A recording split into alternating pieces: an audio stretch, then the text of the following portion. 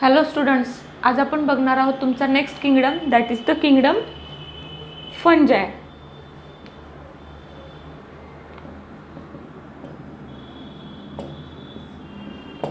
तुमचा हा तिसरा किंगडम आहे. तुमच्या 5 प्लॅन किंगडम पैकी third kingdom is the kingdom फंजाय. आजपर्यंत आपण किंगडम मोनेरा आणि किंगडम प्रोटिस्टा हे बघितलेलं आहे. तुम्ही लास्ट लेक्चरमध्ये बघितलेत फंगी लाईक प्रोटिस्टा आणि ॲनिमल लाईक प्रोटिस्टा, त्याचे एक्झाम्पल्स आणि त्याच्या कॅरेक्टरिस्टिक्स. आता तुमचा नेक्स्ट किंगडम कुठला आहे तर किंगडम फंजाय. मग आता ह्याचे आपण जनरल कॅरेक्टरिस्टिक्स बघूयात, म्हणजे फंजायच्या जनरल कॅरेक्टरिस्टिक्स काय काय आहेत.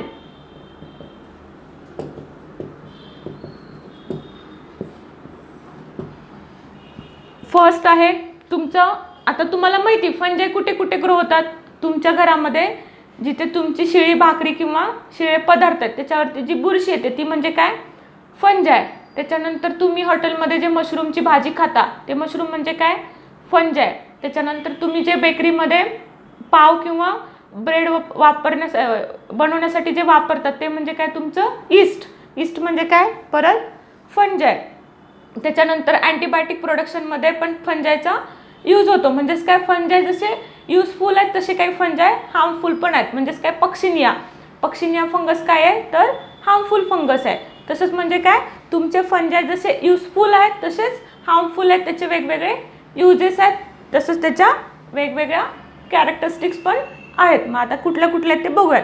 तुमचा फंगस पहिली कॅरेक्टरिस्टिक आहे, इट इज अ हेटेरोट्रॉपिक. म्हणजे परत काय, heterotrophic means they can not synthesise their own food, they depend on the other food. बरोबर, तुम्हाला आता हे सगळ्या टर्म्स लक्षात ठेवा पक्क्या, म्हणजे तुम्हाला कळेल हेटेरोट्रॉपिक म्हणजे काय आणि ॲटोट्रॉपिक म्हणजे काय.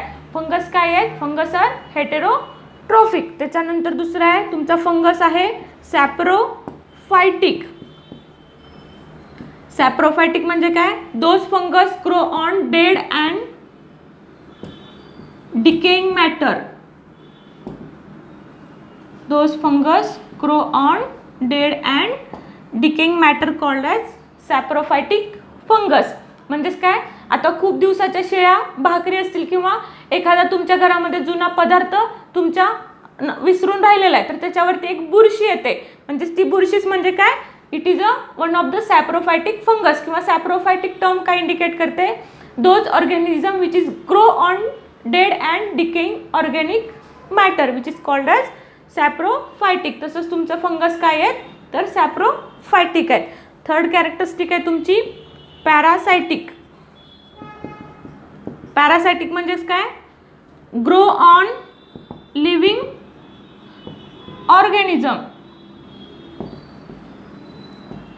म्हणजेच काय, तुमची होस्ट सेल. बरोबर, तुमच्या होस्ट सेलमध्ये तुमचा फंगस ग्रो होणार, त्याच्याकडनं त्याचे सगळे न्यूट्रिशन घेणार, म्हणजे तो काय झाला, पॅरासाइट.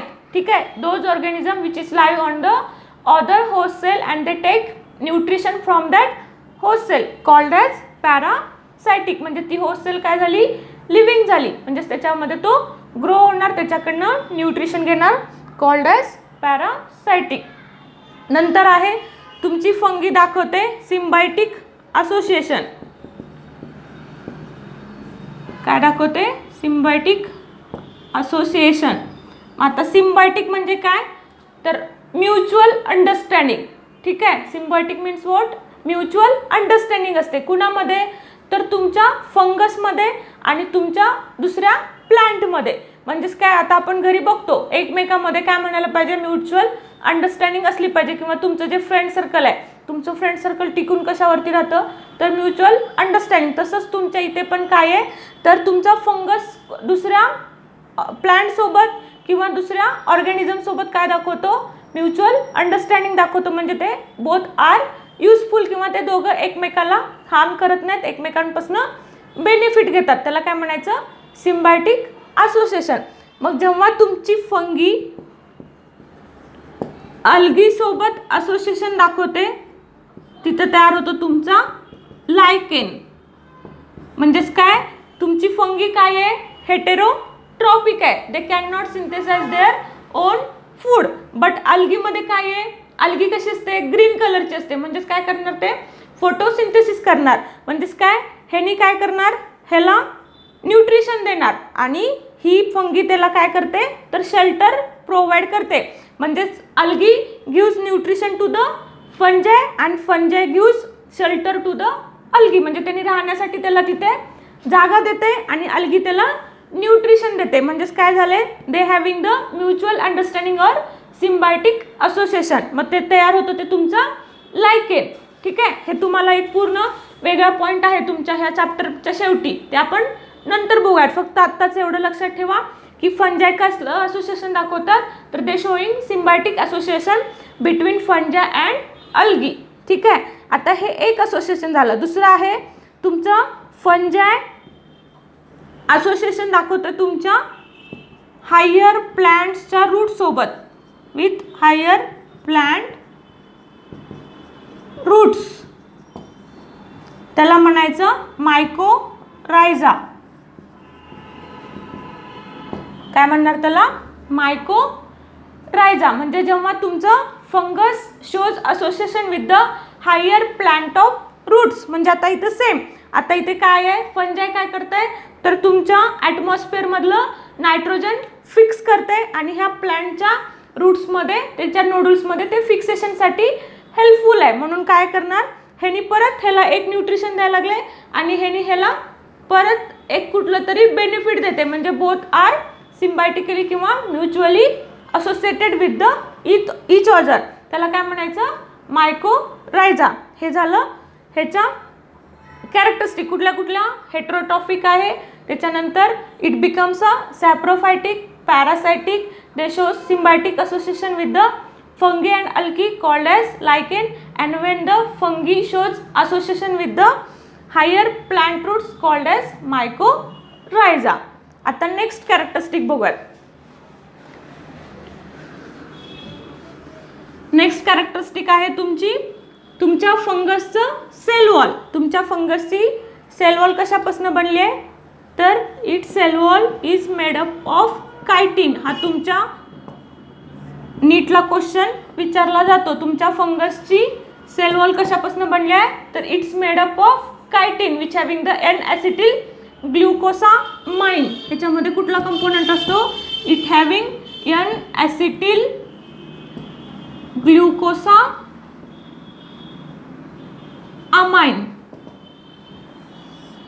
कुठलं आहे, त्यांच्यामध्ये बॉन्ड असतो एन ॲसिटिल ग्लुकोसामाइनचा. ठीक आहे, नेक्स्ट आहे तुमचं रिप्रोडक्शन. तुमचा फंगस 3 वेनी रिप्रोडक्शन दाखवतो. कुठला कुठला, पहिला आहे तो फ्रॅगमेंटेशन. म्हणजेच त्याला म्हणतो तुम्ही व्हिजिटेटिव्ह रिप्रोडक्शन. दुसरा आहे तो सेक्शुअल रिप्रोडक्शन आणि तिसरा आहे तो सेक्शुअल रिप्रोडक्शन. मग आता ह्या फ्रॅगमेंटेशनमध्ये काय होतं, तर सपोज तुमची आता ही काय आहे, फंजाय आहे. म्हणजेच काय, हे एक फंजायची हायपी आहे आणि जेव्हा ही हायपी ब्रेक होते, म्हणजे एक असे 2 त्याचे तुकडे होणार. म्हणजे ह्या प्रत्येक तुकड्यापासून परत नवीन काय होणार, हायपी किंवा फंजाय रिप्रोड्यूस होणार. त्याला म्हणायचं फ्रॅगमेंटेशन. कळते, पहिलं रिप्रोडक्शनचं टाईप काय आहे, फ्रॅगमेंटेशन. दुसरा आहे असेक्शुअल आणि तिसरा आहे तो तुमचा सेक्शुअल. फ्रॅगमेंटेशनमध्ये काय होणार, पहिला जो बिग फ्रॅगमेंट आहे त्याचं ब्रेकडाऊन होणार आणि जे ब्रेक झालेले स्मॉल पीसेस आहेत त्यांच्यापासून परत नवीन फंगस तयार होणार. त्याला म्हणायचं फ्रॅगमेंटेशन. आणि असेक्शुअलमध्ये तुमचे जे स्पोर्स, कोनिडिओस्पोर्स, कोनिडिओस्पोर्स पासून रिप्रोडक्शन होतं. त्याला म्हणायचं असेक्शुअल रिप्रोडक्शन. आणि सेक्शुअलमध्ये हॅविंग द 2 गॅमेट्स. म्हणजेच पहिला मेल गॅमेट आणि दुसरा फिमेल गॅमेट. म्हणजेच काय, त्यांच्यामध्ये एक मेल गॅमेट असतो आणि दुसरा फिमेल गॅमेट असतो. त्यांचं फ्युजन होऊन जे रिप्रोडक्शन होतं त्याला म्हणायचं सेक्शुअल रिप्रोडक्शन. आता तुमचा फंगसचं स्ट्रक्चर कसं असतंय, ठीक आहे. आता तुमचा हा सपोज एक फंगस आहे आणि त्याला हा काय आहे, फ्लॅजेला. ह्याला फ्लॅजेला म्हणत नाही, तर ह्याला म्हणतो आपण हायपी. काय म्हणायचं ह्याला, हायपी. फंगसचं जे काय आहे युनिसेल्युलर स्ट्रक्चर आहे त्याला काय म्हणतो आपण, हायपी. आता ह्या हायफीचे काय किंवा मायसेलियम म्हणजे काय, त्याच्यानंतर कोइनोसायटिक हायफी म्हणजे काय, त्याच्यानंतर युनिन्यूक्लिएट म्हणजे काय आणि मल्टीन्यूक्लिएट हायफी म्हणजे काय हे बघूयात.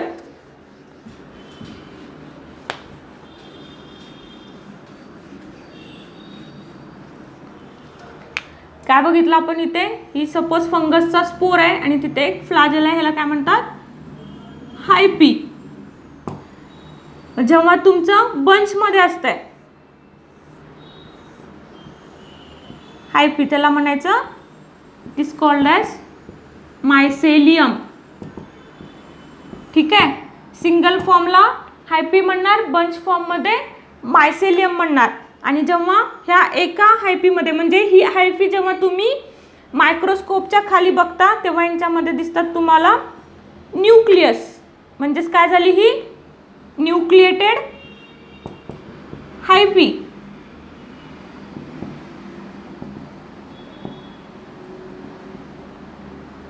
ठीक आहे, जेव्हा ह्या हायफीमध्ये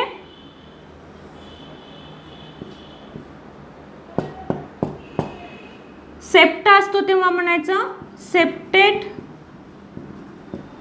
हायफी. आणि जेव्हा सेप्टा नसतो तेव्हा म्हणायचं त्याला असेप्टेट हायफी. ठीक आहे, आणि तिसरं आहे ते कोइनोसायटिक. ठीक आहे, पहिलं काय म्हणणार, जेव्हा तुमच्या एका स्पोरला एक फ्लॅजेलर लाईक स्ट्रक्चर जेव्हा तयार होतं त्याला म्हणायचं हायफी, बंचला म्हणायचं मायसेलियम. आणि जेव्हा ही तुम्ही हायफी अंडर मायक्रोस्कोप बघता तेव्हा त्याच्यामध्ये काय दिसतात तुम्हाला, युनिन्यूक्लिएट किंवा मल्टीन्यूक्लिएट न्यूक्लियस. ठीक आहे, म्हणून ह्याला काय म्हणणार तुम्ही, न्यूक्लिएटेड हायफी. का, तर तुमचं हे फंगाय आहे ते काय आहे, तर इट इज यूकॅरियोटिक. कसं आहे तुमचं हे फंगस, इट इज अ यूकॅरियोटिक. त्यांच्यामध्ये आता युनिसेल्युलर पण आहेत आणि मल्टी सेल्युलर पण आहेत.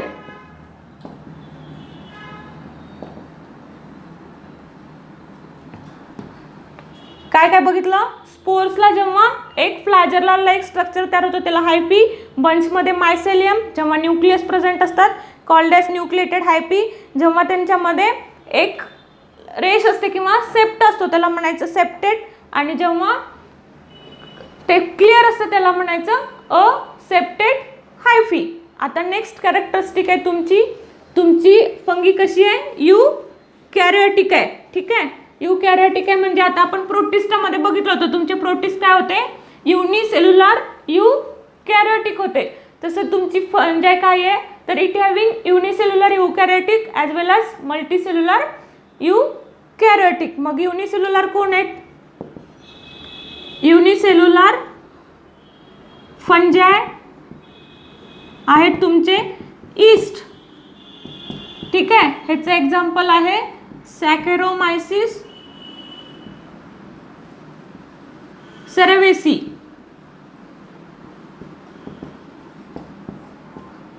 ठीक आहे, ईस्ट म्हणजे हे कुठे वापरलं जातं, in brewery and bakeries, bakers yeast पण म्हणलं जातं याला.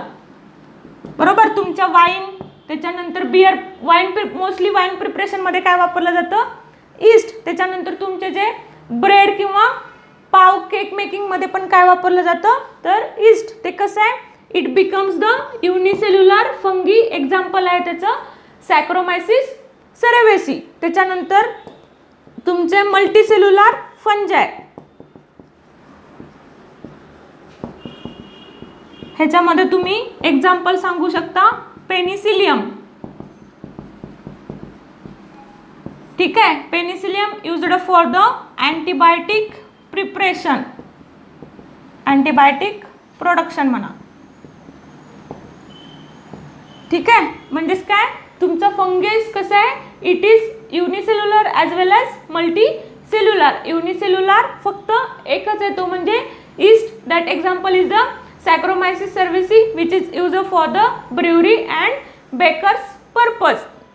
त्याच्यानंतर मल्टीसेल्युलर फंगस आहे तुमचं penicillium which is use for the antibiotic production. हे झाले तुमचे युजफुल फंगस. हे काय आहेत तुमचे युजफुल फंजाय. आता हार्मफुल कुठले आहेत?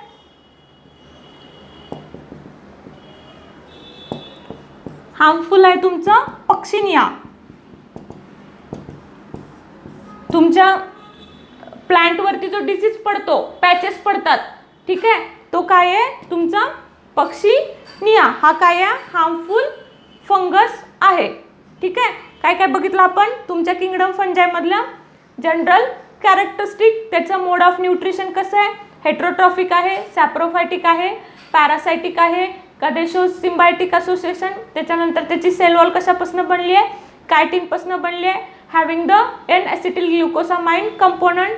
त्याच्यानंतर त्याचं रिप्रोडक्शन कुठल्या कुठल्या वेनी होतं? तर रिप्रोडक्शन 3 वेनी होतं. पहिला आहे फ्रॅगमेंटेशन, दुसरं आहे असेक्शुअल, त्याच्यानंतर सेक्शुअल. असेक्शुअलमध्ये त्यांनी स्पोर्स तयार करतात.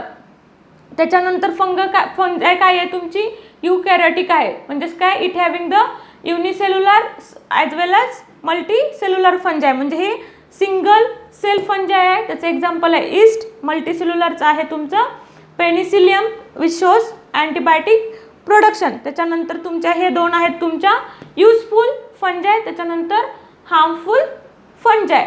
इथेपर्यंत झाले तुमच्या ह्या जनरल कॅरेक्टरिस्टिक. आता तुमच्या त्याच्या फ्लॅजेलर किंवा स्पोर प्रोडक्शनवरनं तुमच्या फंगसचे 4 टाईप पडलेत. आस्कोमायसिट्स, बेसिडोमायसिस, ट्युटेरोमायसिट्स. हे आपण उद्याच्या लेक्चरमध्ये बघूयात. म्हणजे त्यांचे टाईप कसे कसे आहेत आणि त्यांचे वेगवेगळे नावाने